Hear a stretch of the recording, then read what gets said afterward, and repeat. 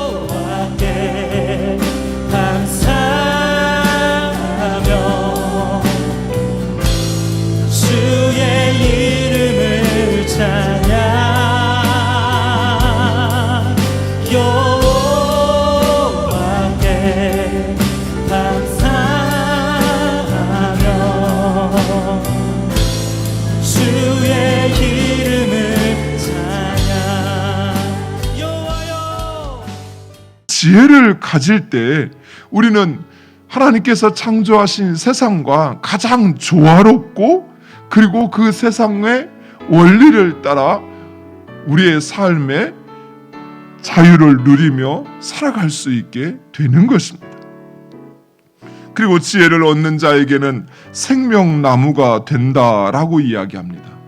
여기서 생명나무는 에덴 동산에 등장하였던 바로 그 생명나무를 의미합니다. 즉, 지혜를 붙잡는 자는 영생을 얻게 된다는 것입니다.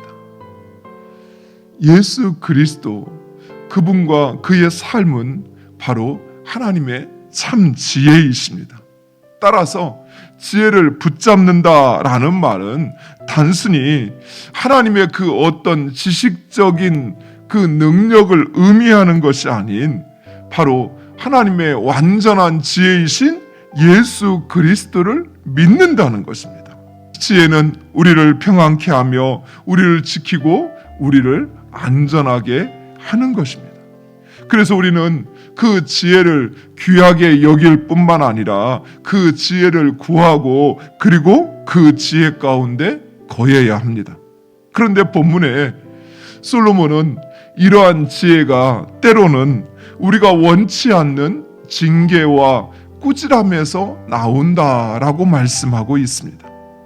그러나 우리가 잊지 말아야 하는 것은 이러한 징계와 꾸지람이 누구로부터 왔는가 하는 것입니다.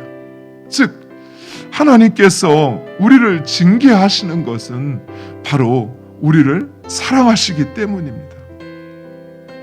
그 징계를 통하지 않고는 결코 우리가 가서는 안 되는 길을 가려고 하니까, 우리 마음에 품어서는 안 되는 마음을 품으려고 하니까 하나님께서 우리를 징계하시고 또 꾸짖는 것입니다.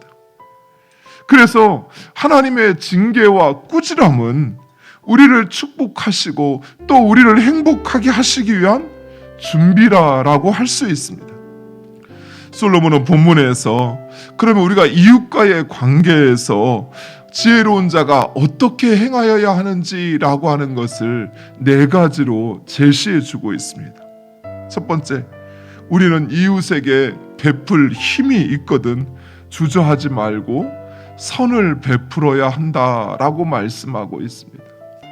두 번째로, 이웃이 물건을 빌리러 오면 핑계하거나 변명하지 말고 내일로 미루지 말고 주라는 것입니다. 세 번째로는 평안히 사는 이웃을 해하지 말라라고 말씀합니다. 네 번째로는 악을 행하지 않는 한 다투지 말라, 싸우지 말라라고 말씀하고 있습니다. 사랑하는 성도 여러분,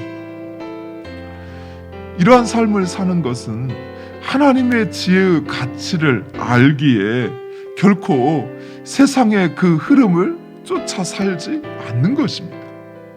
비록 세상의 흐름 속에서 그렇게 흘러간다 할지라도 우리는 그 하나님의 자녀로, 참 지혜이신 그 하나님의 백성으로 우리의 삶 가운데, 이웃 가운데, 세상 가운데 우리의 그 정체성을 그 지혜로 드러내야 한다라는 것입니다.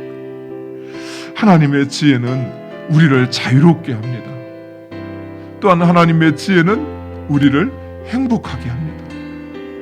그 하나님의 지혜가 얼마나 어떤 가치가 있고 얼마나 위대한 것인지를 아는 사람은 그 모든 자신을 올가매고 주저앉히려고 하는 그 모든 것으로부터 자유케 된다라는 것이에요. 또한 그 하나님의 지혜를 따르는 자, 그에게는 하나님께서 그를 축복하시는 것입니다. 그 지혜를 구하시고 또 그 지혜를 따라 살아가는 여러분 되시기를 간절히 축원드립니다.